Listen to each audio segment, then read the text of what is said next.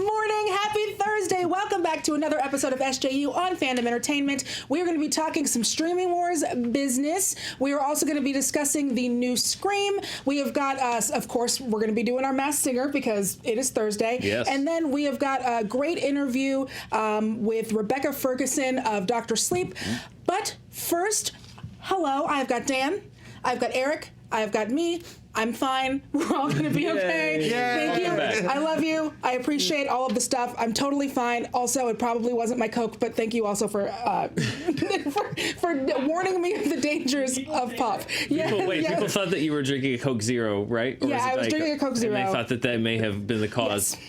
If that's the case, then I would have dropped dead long ago. It's fair. For some people, it makes them feel terrible, but for me, it's like Popeye spinach.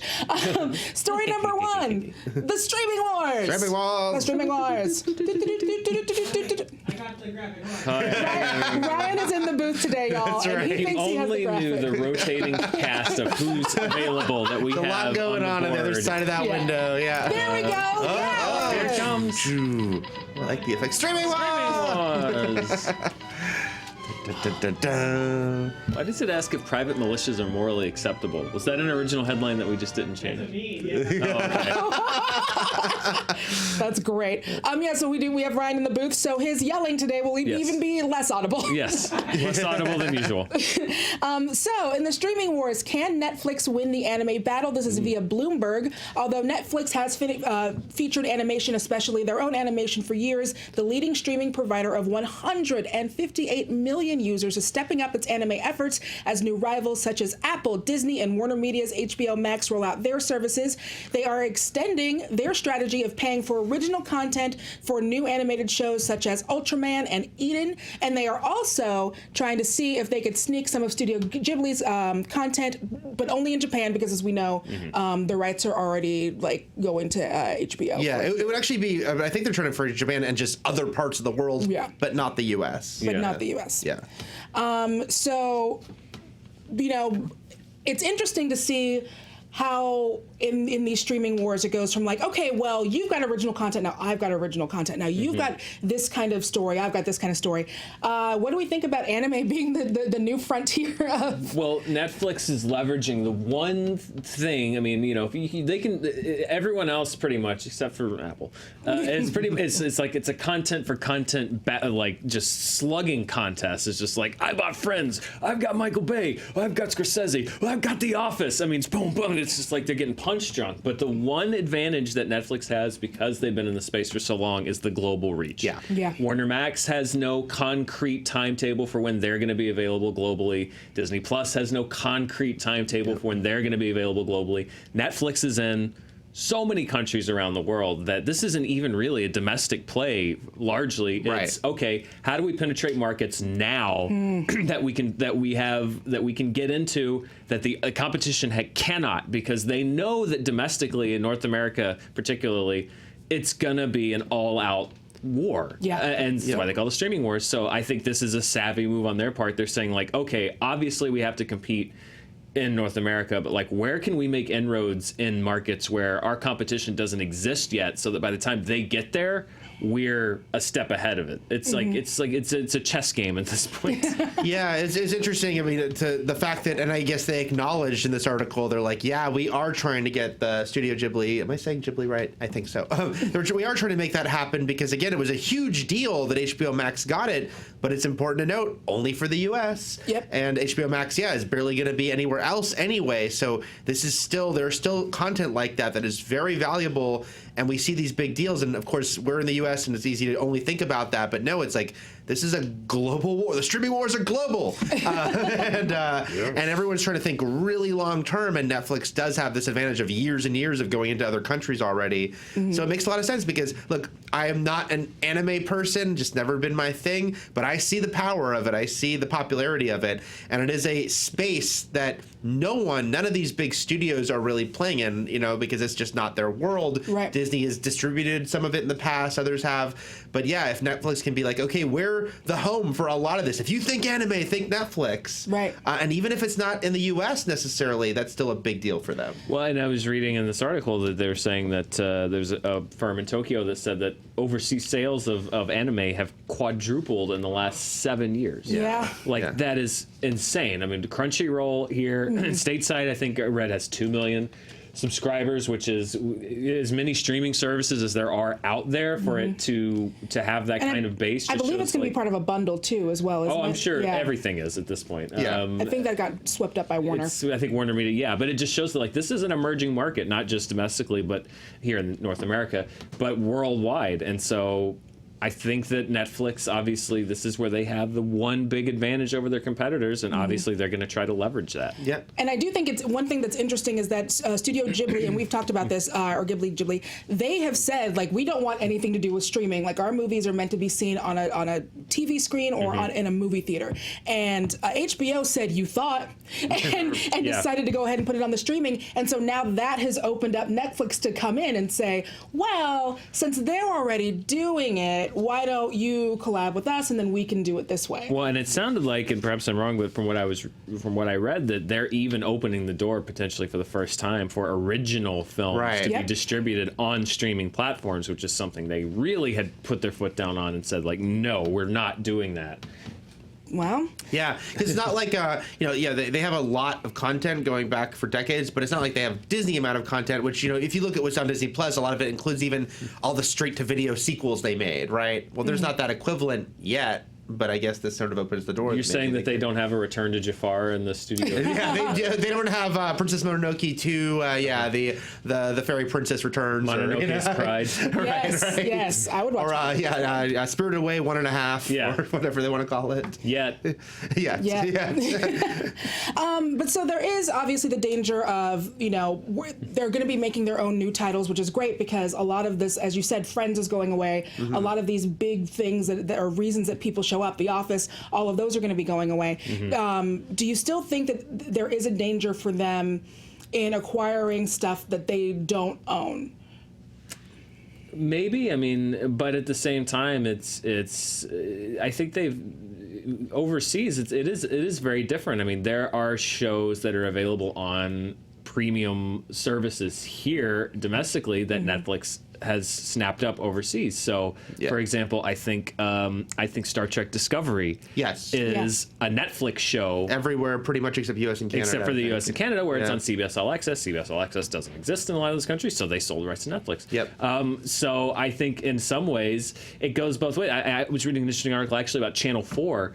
The UK network saying that they actually need to they want to talk to Netflix because they feel like as they have been exporting their programming out, that the programming that they develop natively in the UK is now being identified as a Netflix show everywhere else, like and Black they're Mirror. they're not getting the credit for producing programming because Netflix acquires the distribution, and so now people don't think Channel 4, they think Netflix, and so now they're saying like, well, wait a minute, we don't want people to think of Netflix when they watch Black Mirror or Great British Bake Off or whatever. We want them to think of Channel 4. So like it's all of these weird things that pop up that we're just now dealing with. Oh yeah, I think I saw Mike Schur, creator of The Good Place and Parks and Rec, even talk about this as far as like, he was being very open as someone who produces content for both NBC and Netflix. He produced Master of None too. That it's like he knows that there is plenty of people who've only watched The Good Place on Netflix and might not even realize it's an NBC show. That's where there are weekly episodes because to them it's like, oh, once a year here's a new season of The Good Place, and there are people I think like he was doing it from a very sort of zen place. But I can see the other side of it, which is like, no, we want our branding on this. Well, particularly if it's ongoing programming that you want to be associated with. You want people to think about your network as they're producing new episodes, and that's the double-edged sword. Like, I'm sure there's a lot of people that watch Star Trek Discovery in the UK and identify it as a Netflix show. And don't think about CBS All Access because that's not where it lives. It lives on Netflix. And that wasn't, when we have something like a Downton Abbey where they did have that partnership with PBS, I do think that PBS did maybe a slightly better job of being like, we are partnering with BBC, we are partnering with these other folks. And there's little things that say, Channel 4 presents, but it starts off with a Netflix original. Yeah. Right, so right. it's making those distinctions, and that's where it becomes tricky. By the way, you're reminding me that I keep meaning to check the show The Killing, which was one of the shows that like Netflix saved. They did the fourth season on Netflix. I recently noticed it was a conversation on Twitter that led to noticing it's no longer on Netflix. Not only the first 3 seasons left, but the 4th season left as well. So the 4th season, which was like a Netflix original. So I'm so curious if you go and watch it now. It's on Amazon Prime. Does it still have Netflix at the beginning of season 4? That's a good question. Oh, Yeah, that's a yeah. really good question. Someone on the internet find out. Yeah. Let us know, Internet. And once again, thank you all so much for liking, subscribing, sharing. You turn on your notifications when we ask you to. We hit the bell. You're definitely not going to hit the bell here. Oh, he did hit the bell. You have too many hands going on right now, Ryan. And thank you for He's got commenting. Doc Ock tentacles going on. He's just hands and everything. But yeah, the reason why we get to do this show, the reason why we get to do so much of the cool, really cool stuff that we get to do is because of your support. So we just want to say thank you and let you know how much we appreciate all of you for tuning in and checking us out live, telling your friends about all the stuff that we're doing. We're doing Never Surrender, which is our documentary about Galaxy Quest that we're all really super psyched about. And the support that you all over the internet have been giving us on this has been so wonderful and so genuine.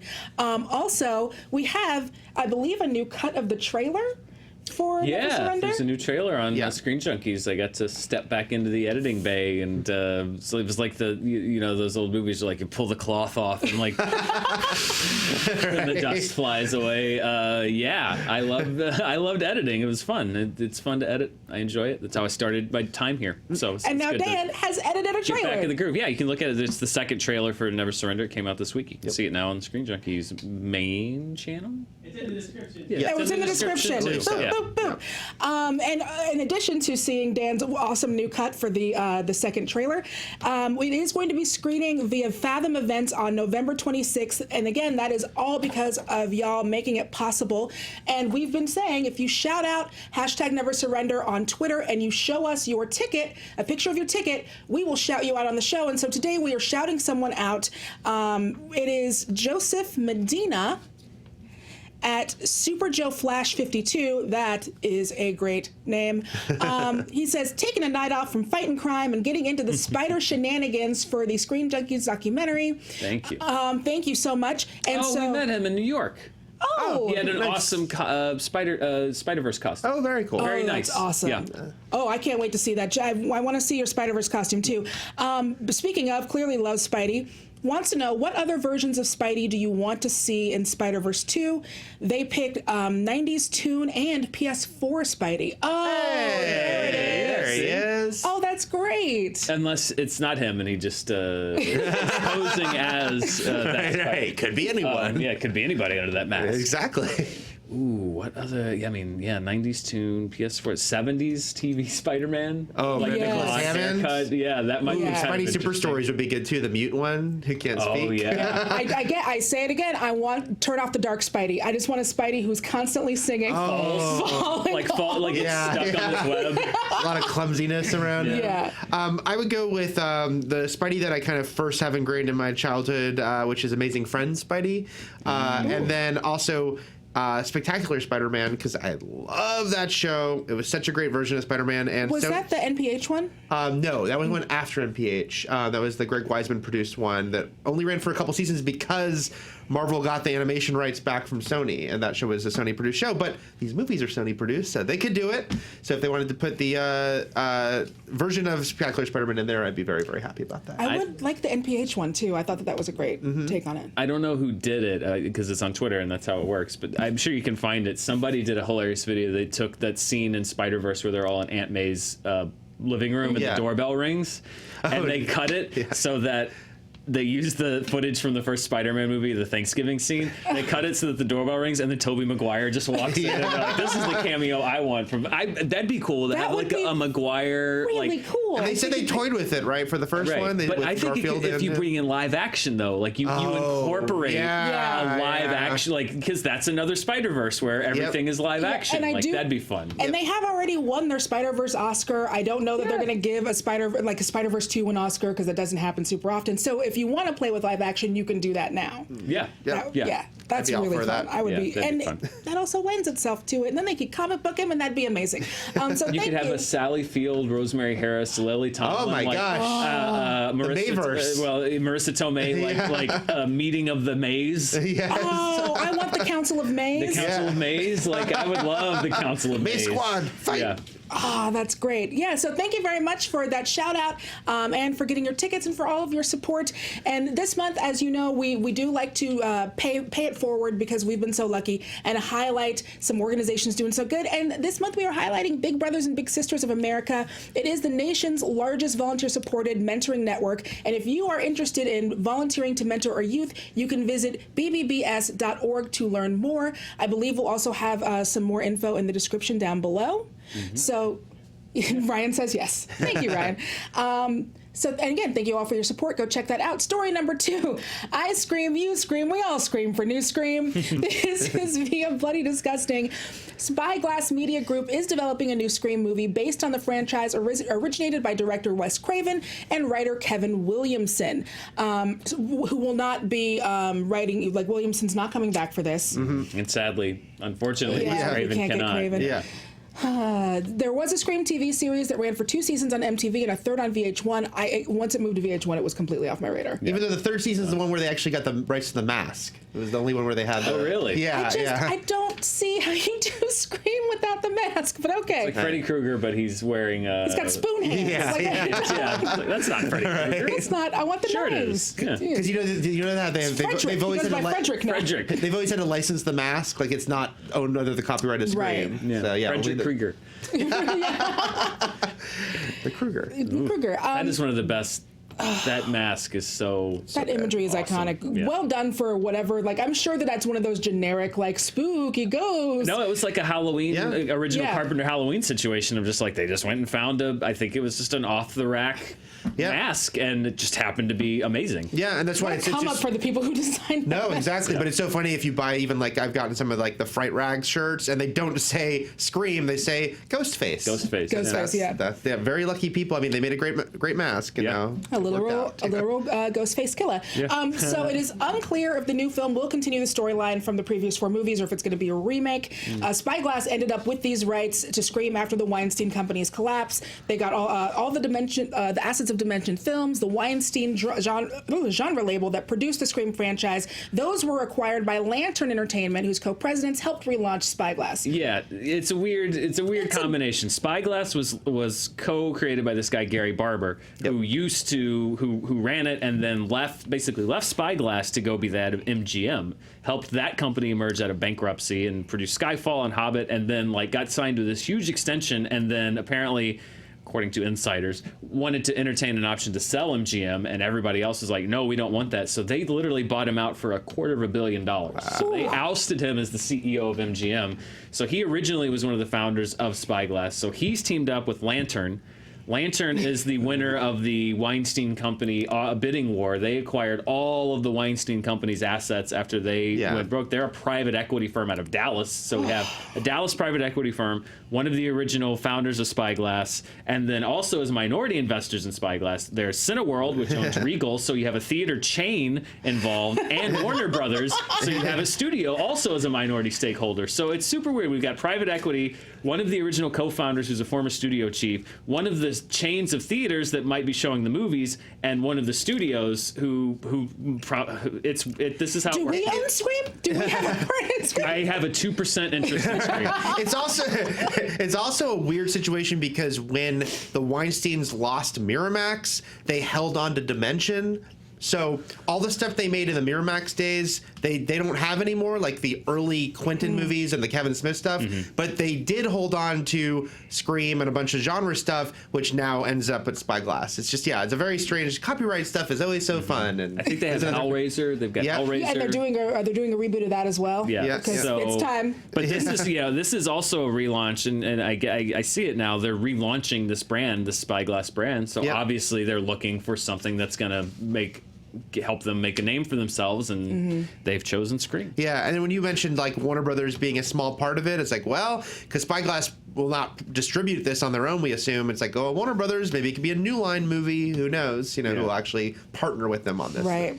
I'm a fan of this franchise of Scream. Yeah. But it depends on how they do this, because Scream originated essentially as it was a hybrid. It was a slasher film, but it was also a commentary on horror movies. Yes. It was almost a satire of horror movies. And then I think as it went along, it became the thing that it was satirizing. So by the fourth one, it was just pretty much the kind of slasher film that they were talking about in the first one, but without the irony. It just was that. So it's not a franchise to me that screams like, sorry, but shouts, oh, reboot, because the original is such a of its era thing, and it's like I almost feel like to just make it a generic slasher film is to betray how it was originally, what it was originally intended to be. But that's also the horror genre. Yeah. That's what happens to almost every franchise. I'm really, really hoping that they stick with it, because there's so much going on in horror now that they could talk about. There's all the Blumhouse stuff. There's the Conjuring verse. There's, Hereditary, Midsommar. There's a lot to talk about that you can kind of satirize and Deadpool up and get really meta about.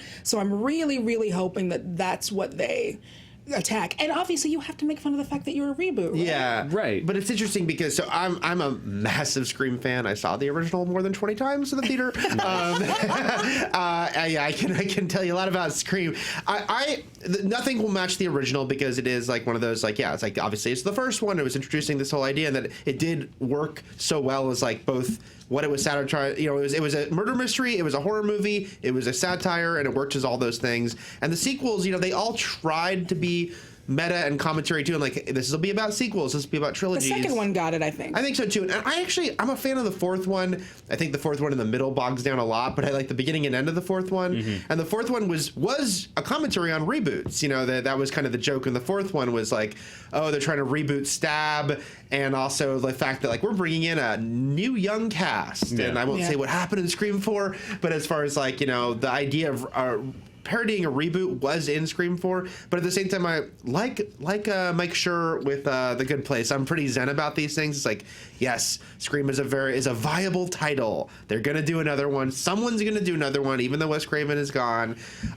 So yeah, I just hope it is. I hope it's good, of course, which was what we hope for all these things. But also, you were saying, Danielle, it's like there's stuff to comment on, and there's stuff with like the Blumhouse, era and what horror has become. It's like that's the thing, is like horror, because it reinvents itself every few years in general as a genre.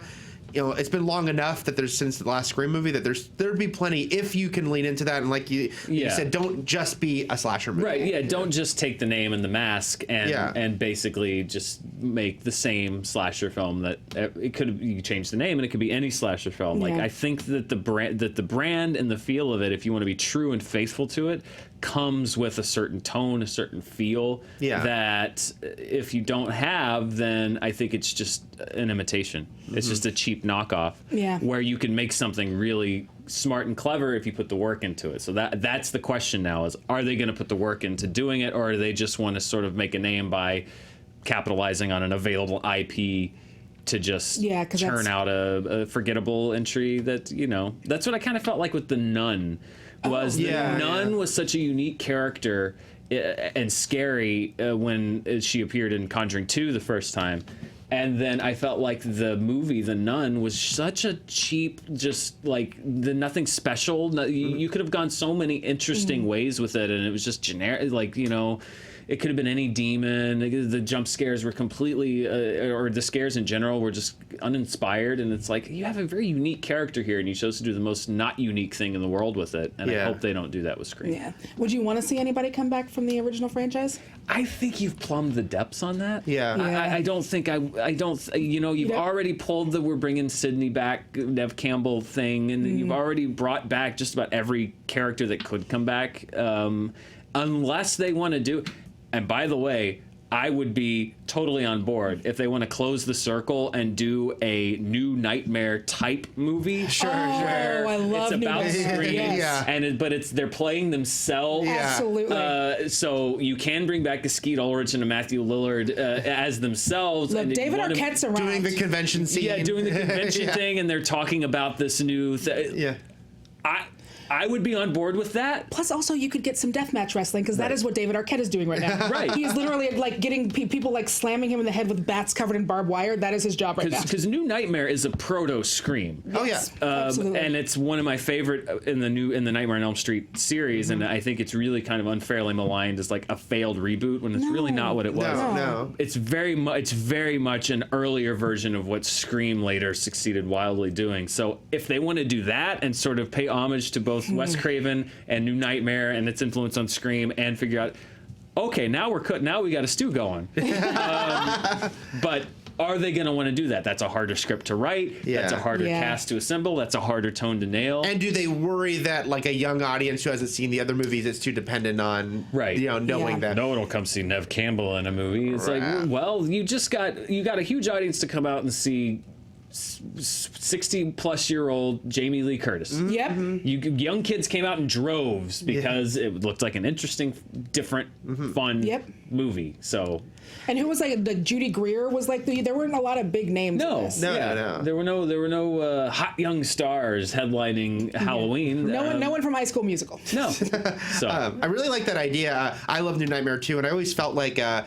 As much as the Scream series is its own thing, I always felt like there's kind of a cool trilogy if you look at the original Nightmare on Elm Street, New Nightmare, and Scream. It's like great classic slasher movie, the very big meta movie, but it's on a dramatic scale. But then Scream is obviously a comedic take on it. I kind of think those all work together. Now I have my new movie marathon, so thank you. that's a great marathon. It's like the evolution of man. Yeah, New Beverly, get on that. But I love your idea, Dan. I think that's a really cool idea if they did it. But even though I have my doubts just for those reasons. But I do think, they should not bring back the characters anymore. Again, as someone who likes Scream 4, I actually really like, because I remember when Scream 4 came out, of course, there was like, oh, could there be more beyond this? And then it didn't do well enough to justify a 5 happening. But I actually felt okay with that because I thought 4 had a pretty cool ending for these characters. And because they had done everything within those movies, like you said, that they could ever do with Sydney. And they'd commented upon reboots within the series itself. So I'm okay. I don't think you need to see them again. I think, use the title, use the mask. Got to use the mask and do something new with it. Yeah. Speaking of masks, thank you. Heyo. It is Thursday, and you know what that means, babies. We are talking some Masked Singer, season 2, episode 5 my notes recap. out. Hang on. Yeah, I gotta And this get is my where I notes too. nod and smile because I don't watch The Masked Singer. No, It's contractually obligated. We always have one person on the show that does not watch the show. It and makes it just more fun. Yeah, I like the confused face that people make. So 2 contestants were eliminated on Masked Singer last night, which came back for a 2-hour episode because it had the 2-week hiatus for the World Series. Penguin was first to be eliminated and was revealed to be Sherry Shepherd, she was one of the co-hosts of The View. You might know her from playing Tracy's wife on 30 Rock. Now, I thought, hold on, let me get out my notes. By the way, it's a very comic book episode because Penguin and Black Widow. I know. Were the two eliminated. And by the way, the way Black Widow looks in that image just now, I was like, well, that kind of looks like it's from the Spider-Man musical. If you ever seen the costumes from the Turn Off the Spider-Man Dark. musical. Yeah. Oh my. That's Black Widow Turn Off the Dark. Yeah, there you That's go. pretty great. So for a while, for Penguin, I thought that it was Yvette Nicole Brown, and then I remembered that she has a great voice. Yeah. And Penguin, no shade on Sherry. She had a lot of fun, obviously. Like, she was having a great time. But, like, Yvette Nicole Brown has a really good voice. Yeah, it's weird because now they're starting to put in clear bait for people to miss because they threw and nailed it in the clue package. I think to sort of throw people off. There's another one I'll talk about that I think they're trying to throw people off with too. I wonder if we think the same thing. I think we Does might it be. involve the leopard? No, okay. Mine is for Butterfly, but I'm interested in Oh, hearing okay. that. We'll talk about the leopard too. Okay, sorry. No, but please. yeah, Sherry Shepherd. Okay. Yeah, It's fun. She is someone you could get to do the show. She is a face that I remember. Yes. That I vaguely am like, oh yeah, Sherry Shepherd. Yeah, you were in stuff. I continue to fast forward through the judges, which is the right choice. So I did not see one of them again correct. I think they correctly guessed the person both times last night, which I'm glad I didn't watch because I was somewhat still surprised about who it was. Because they seem to now be guessing all of them correctly, which I'm sorry. I've seen how they speak on that panel. there's got to be some inside information. There's no way they're figuring this out. Also, I'm sorry, with Flamingo, I just want to say, Flamingo had this great, and a lot of them have talked about how like they've had stage fright and they used to be performers. Flamingo had this great moment where she's talking about like, you know, I got really like, I wasn't feeling great about myself on stage. I didn't like what I was doing. And that's a moment where it's like, oh, someone's being really vulnerable and opening themselves up. So to watch Jenny McCarthy just kind of coldly write down, okay, insecure. Like, wow, Jenny, you couldn't. Insecure, yeah. You couldn't just give that a moment of like, oh, wow, dealing with insecurity. She's just like, nope, check, insecure. There was wow, Jenny. There was one take. I know. I feel like this was the editors subtweeting the panel because they cut away to the judges during the performances, and usually it's Nicole Scherzinger saying like, "I know that voice." Although yes, last night it was like, "I don't know that voice." But there was one shot last night. I wish I'd taken a picture of it where they cut to her and she's just sitting there, like it's on the screen for 2 or 3 seconds. She's just sitting there, like, and you can cheat these shots. So I know they did this on purpose. She's sitting there like this. Oh no! Oh, just like dead face, dead eye. Just. I think I missed that. And I was like, oh, they're doing that on purpose. They are 100% doing that. Oh, you can be real shady in editing. Yeah. And then next year it was Black Widow, who it was Raven Simone, which is, I mean, Raven Simone. Look, there are weeks, I will say, as someone who doesn't watch a show, there are weeks that they say who, you know, because I hear who it was every week, and I'm like, I don't know who that person is, or I barely know. But this week I knew who these people were, so. Yeah. That was fun. That was fun to see fun. Raven Simone, you know, singing and then when she talks to the camera and it's like, oh, you're still Raven Simone. Yeah. Because, you know, sometimes you miss it when she's, you know, when she was doing like The View and other panel shows. Right. And she's very like, and then she does it. It's like, oh yeah, Disney Channel. That's right. so Raven. So you were still Entirely so too Raven. Raven. Yeah. Still very Raven. So yeah, I mean, I was a little. I thought that the Raven Simone was a little more fun than Sherry Shepherd. I'm like, okay, Yeah. cool. Yeah, that's great. But all right, I want to know what you think what your misdirect is, and I'll tell you mine. So for Butterfly, they've been doing a lot of like London this, London that, London. I love that you Yeah. both have like big notes, by the way. Yeah. Oh yeah, every week. Yeah. So I have thought that it was Michelle Williams. Other people have said like Leona Lewis, other folks. I still maintain it as Michelle Williams from Destiny's Child. I think they're using the London thing as a misdirect because Leona Lewis is from London, but for Michelle Williams, she was in the West End production of Chicago as Roxy Hart. She also, they mentioned like she won an award. Destiny's Child won the Music of Black Origin Award for Independent Woman in 2001, which is a UK-based award, and that year was awarded in London. But they also had the Car Salesman of the Year. Yeah, that which one was I don't know. weird. And then the Forensics Kit, which was the item they brought out the mystery items this week. What is and so going they on? bring out an item that's a clue to their identity, and this week it was like a forensics, like a fingerprint kit. Yeah, that's weird. So I don't know. I'm concerned, but I think that they are Benedict setting Cumberbatch, up. guys. What's Yeah. that? It's Benedict Cumberbatch. Yeah, penguins. Should have been the penguin. Yeah. If they were gonna do, if you haven't watched Benedict Cumberbatch and not being able to say penguin, find it. It's amazing. He can't say the word penguin. But I think with the leopard, now Roth, I know that Roth is convinced that it's RuPaul. And I am not so, but last night they dropped 2 huge posts. There was a newspaper that said strike a pose. And then there was one that just said, like, are you not entertained? And it just said Ru was in big. I'm telling you that is a misdirect. It's too obvious. It's too obvious. Oh. And I think they're feeding into this thing that it's RuPaul. Oh, and I want to say, I forgot this other one. For Leona Lewis, they put Bleeding Love, and that was one of her songs, and I think that's another misdirect, too, but Yeah. please continue. I don't know who it is. I still think Seal. He still, That well, voice yeah. sounds like Seal, but the the year clues 1963 was featured. RuPaul Yeah. was not born in 1963, so I know that Roth is convinced that it is RuPaul. I don't believe that it is RuPaul, and I swear to God, if they say one more time that they think the fox is Jamie Foxx, I'm It's going to not- climb it's through not the Jamie screen. Foxx, I Like, guess. first of all, if it was Jamie Foxx, they wouldn't put him in a fox costume. Like, even for this show, that is way too. On the Plus, weren't nose, they yeah. convinced that the leopard was Jamie Foxx a few weeks They ago? want everyone to They be want Jamie everyone Foxx. to be Jamie Foxx. They're trying to incept Jamie Foxx into this show, and I don't think he's behind any of those. Sorry, masks. guys. I don't think that Jamie. It's the new model. Like Robin Thicke has now seen enough of the people to know that they're not models. I think so. That's not his go-to suggestion. So now he just sit there and like every male contestant, he's like, I think that's Jamie Foxx.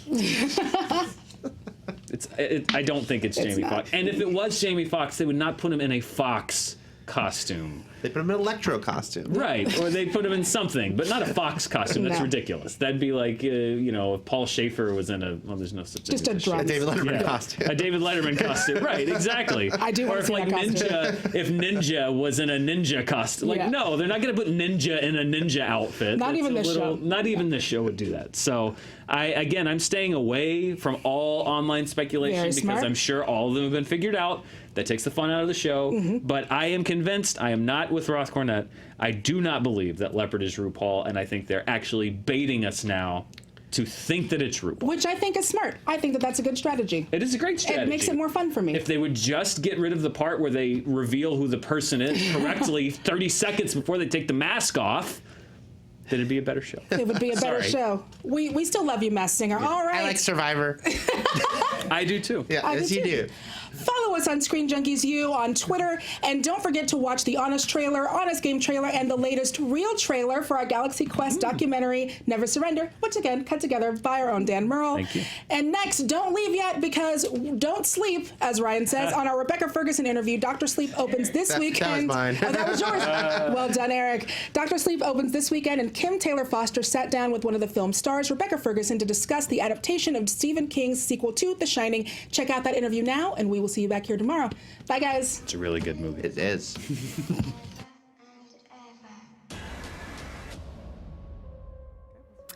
Rose is an intriguing character. I describe her as charismatic and terrifying. Good one. What's your favourite thing about her, and what was your favourite moment from the film playing her? For me, it's kind of beauty alluring and also terrifying. And I think one of my favourite scenes is one of the first ones when she sits singing and basically doing what she's best at, which is luring and enticing people to her for an outcome which isn't great for them, but wonderful for me. I know Mike Flanagan's talked a lot about weaving the two different versions of The Shining together into this, so King's and Kubrick's. How far were you aware of him trying to do that balancing act? Not at all until now. Oh. I wish I would have heard that. How interesting. Did he say that? Yes. Yeah. Well, the thing is, obviously, you can feel it when you are a part of this production. But he also had such a wonderful way, and maybe he would say, this is not the way I work, but for me anyway, it felt like its own entity. It felt like a set that obviously, if you knew the sets from The Shining, you would understand it and see the semblance. But it also stood alone with its own antagonists and protagonists and threats and characters and the arch. He did both very well then. I'd love to see, I loved your character, and I'd love to see more of her backstory explored. Is that something you'd... I completely agree. I think that's the next one. I think there's also... Stephen King writes incredible character details. There's so much meat to get from each character that you then can, portray and bring to life, which was one of the reasons why I wanted to do this film. And because there's so much history to her character, so many years as well. There's so much fruit there. There is. I wanted to touch briefly on June and ask you, are you done with that? Yes. What can you tell us about your character? What our audience is going to love about her? Something that Denis Villeneuve and the writers have really taken into consideration is this book was written back in the day where women were portrayed differently to what we are expecting nowadays, which we call gender equality. And it's something that they have taken into consideration making this script. So I play even though she's a concubine to the king, she is also his guard, his bodyguard, his mentor, she can read thought and emotion, and she's the best fighter there is. So there's a subtle power that she needs to teach her son, played by Timothy Chalamet. It's an incredible, it's complex. It's a complex story. It's hard to discuss in one sentence.